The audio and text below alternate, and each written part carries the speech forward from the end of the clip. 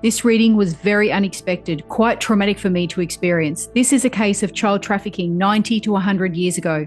If anyone is triggered by anything of this nature, I suggest you tune out of this episode now. Hello, beautiful souls, and welcome to the Medium's Table. I'm your host, Michelle Gardner. This podcast is your personal invitation to join me at the intersection of the everyday and the extraordinary. Together, we'll explore the magic of mediumship, share spiritual stories, and connect with fellow mediums on this incredible journey. So grab a seat, pour yourself a cuppa, and come join us at the Medium's Table, where spirits gather and stories unfold. On today's episode, I'm going to be sharing with you a reading I did for an elderly sitter in her 80s. Her name is Elizabeth. Now, I've changed her name for privacy reasons. And this reading was very unexpected, quite traumatic for me to experience. This is a case of child trafficking, I guess you could say, 90 to 100 years ago. This was quite a traumatic reading for me. So if anybody's triggered by anything of this nature, I suggest that you perhaps tune out of this episode now. This was confirmed with the sitter, Elizabeth. She did confirm that these things were happening. She didn't know all the details, but she had experienced similar experiences herself as a child and understood, but she was a lot stronger than her sister, who's passed on, and didn't bear the brunt of the advances and things that happened to them as children. You might be thinking, why would a spirit bring this through? Well, some spirits will carry with them to the other side dark secrets that they never told anyone. They may have been embarrassed. It may have been something that they were taught to not talk about. Hush, hush. You've got to remember this is nearly, about 100 years ago. These things were not talked about. It was shame to the family. They would blame the children. The children were lying. There was all sorts of reasons why these things were never talked about. It does not make it right. It is extremely sad that this happened, and it happened more often than what we can imagine. Unfortunately, there was no help for these children. A lot of people didn't believe them even growing up. And even the parents could not protect them. Back then, it was all about status and who you were in society and how you were viewed, unfortunately. Let's get into the reading. I just want to say that I was honored that this spirit brought through these events and experiences to me, that I was able to open up space for her to finally release them, talk to someone about them, and get closure. This is a very important role that mediums can and do play when working with the spirit world. Some people might think, well, why would they carry this with them? This is something that is a trauma, and it gets stuck in the emotional body, which is like an energy. And this can come through with them into other lives, should they choose to incarnate again. So it is important that you open up space and hold space for these secrets or these stories to be told, because this was their life experience. So straight away when I'm looking at the photo, because Elizabeth, the sitter, gave me a photo to view and read from, I feel a hardness and a hardship. At the beginning of life, I can feel that there's been a hardship, and that's how I felt from the photo.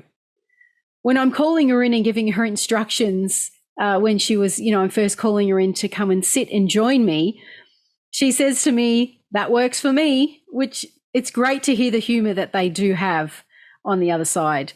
And I felt then her cheeky side, and she made me smile. She was saying to me, "It's about time," as in it was about time that she got called in. She was saying, "It's me," as in she's saying, "It is me. It really is me. I'm here." That she was a bit older in the family. Then she says to me then, "But I'll talk about that later." It started out as a normal reading. just your usual evidential information.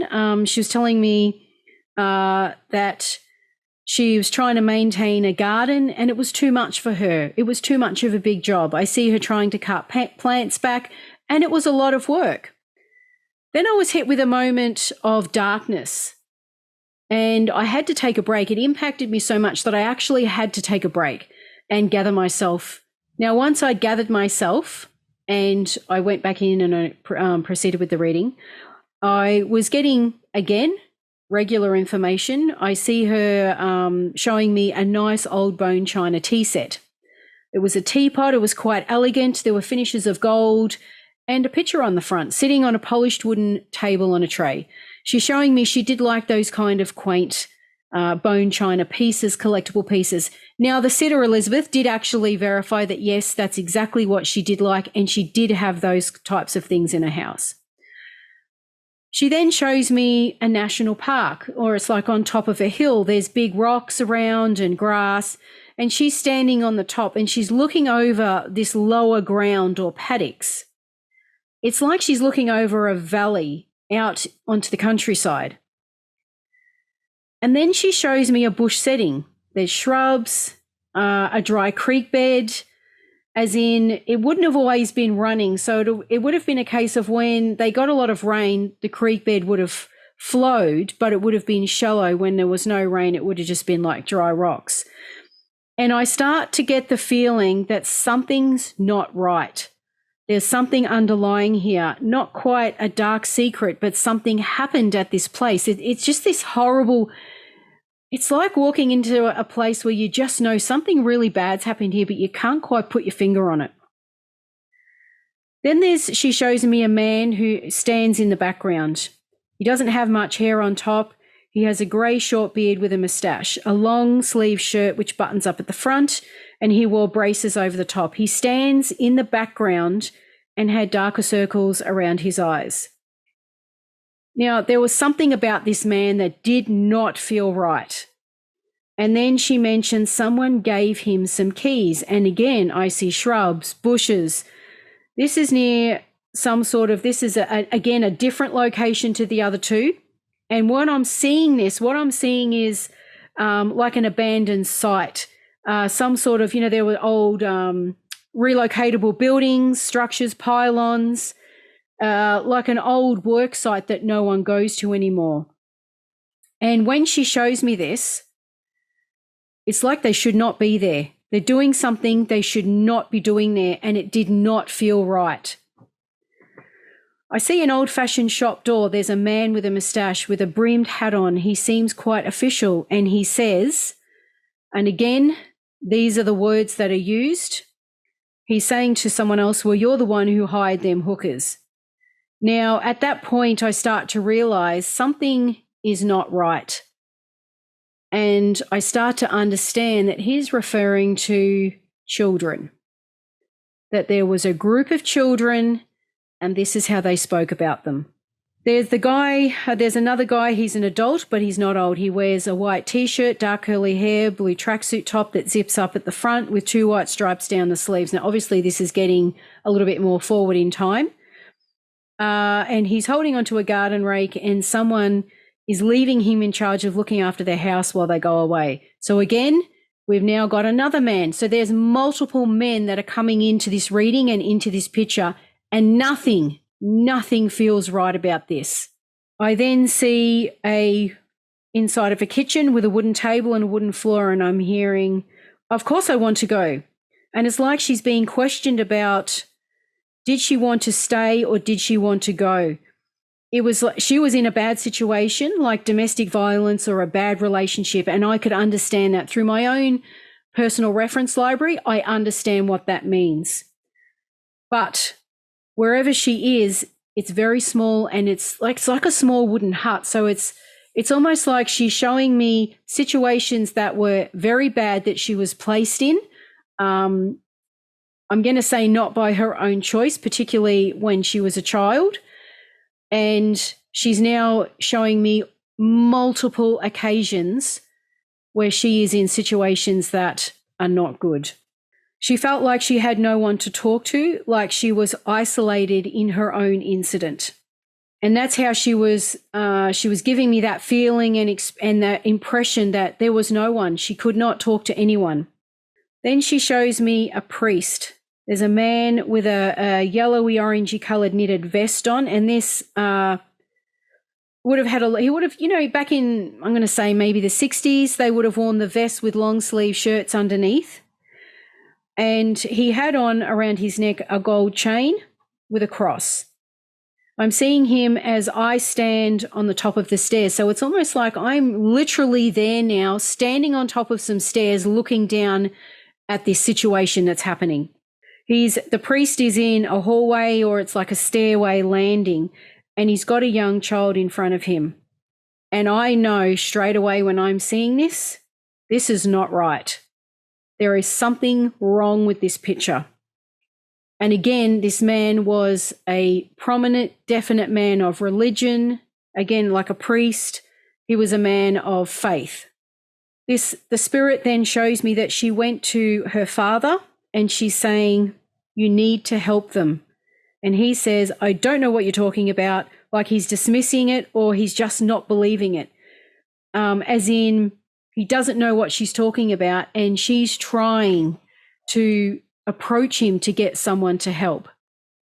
Now, this is going back to when she's a child, maybe 7 or 8 years old. So she's tried to reach out to someone. She's tried to reach out to her father. He's dismissing it.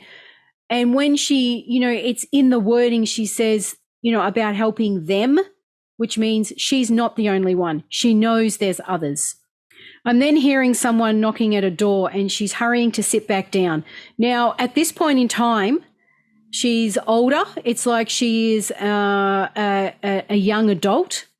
And when she goes to sit back down after hearing a knock at the door, she's quickly covering her legs with a blanket, like she's trying to hide something or that she doesn't want people to see. So when I say that, it's like she's sitting down trying to distract them and detract them from looking at her legs, because what's going to happen when they see her legs is that's when her experience is going to turn bad again. That's when the situation is going to escalate and she's going to be back in an abusive situation. So it's almost like if she covers her legs, it's almost like if you can't see them, you won't think about it. I'm not going to paint the whole picture for you. I'm sure you can understand what that means. This is a life, unfortunately, from a child through to adulthood that she has become, I don't even want to say used to, but this is just how her life was. And unfortunately, again, not being able to speak out and reach out to anyone. I left this reading feeling very saddened and distressed with what I felt, saw, and heard, but no, she needed to tell someone. And again, I was happy to open up space for her. Now, that was just in one reading. That left me for days. When you experience something like that, it's like you're there. It's like it's happening to you. And, you feel and suffer the trauma with them.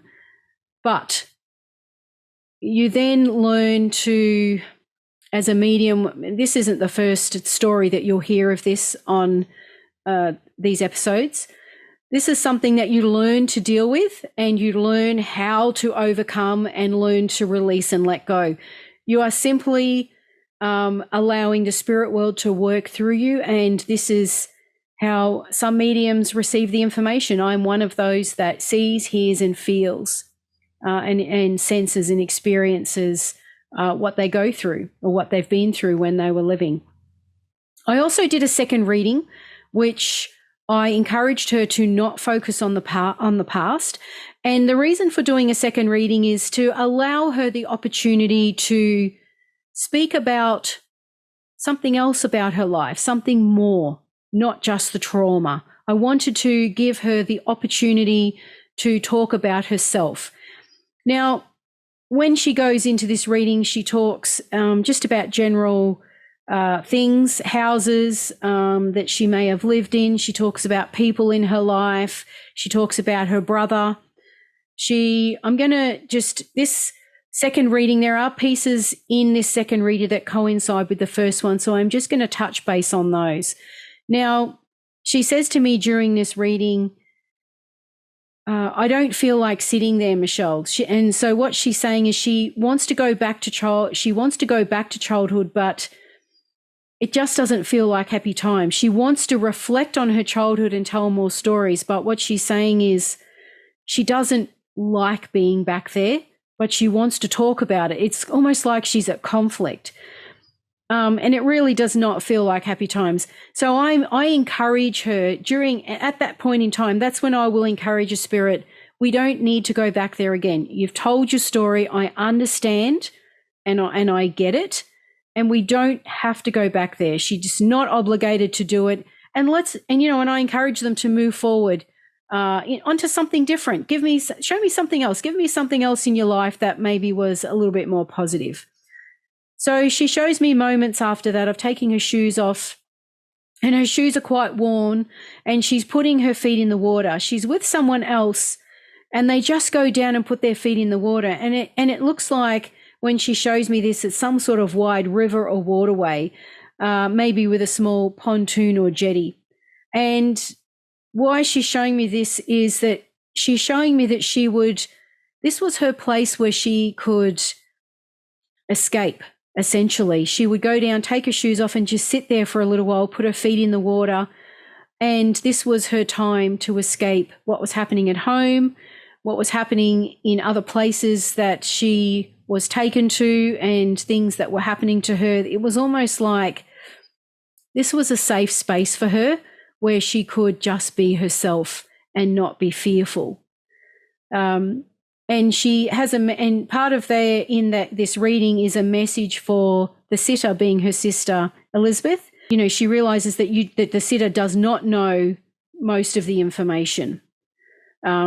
She's understanding that her sister, the sitter Elizabeth, doesn't fully understand all the information that she's already talked about. She's aware that she wouldn't know about these situations. She may have been in similar situations, but she was never in situations that she was in. The sitter told me that her sister was, to put it bluntly, weaker, more submissive, someone who didn't speak out. She kept a lot to herself. And unfortunately, that was part of her downfall in being passed around, I guess you could say, and being put into many of these situations that were very unpleasant and traumatic. The sitter Elizabeth told me that she was aware of many situations, not just with herself, but with other children, particularly at school. There were incidences where the principal was not doing the right thing.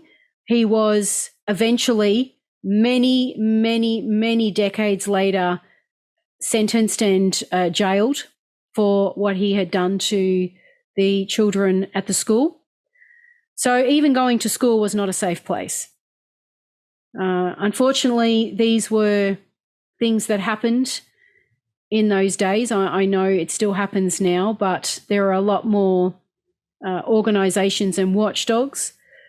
100 years ago, this was unfortunately not the case. So these are just some of the readings that I experience and that I'll be sharing with you in other episodes of the Medium's Table. These are the tough ones that really pull at your heartstrings, and these are the ones that stay with you pretty much forever. These are the ones that you remember the most, because they're the ones that need the most healing. And again, like I mentioned at the beginning, it is an honor to be able to open up space for the spirit world to release, heal, and let go of these memories and experiences and tell their side of the story. Thank you for joining me today on the Medium's Table, and I look forward to seeing you with another story in the next episode. Thanks for joining me at the Medium's Table. The universe is always speaking. Listen and let your spirit soar. Curious for more? Click on one of the videos below and remember to subscribe.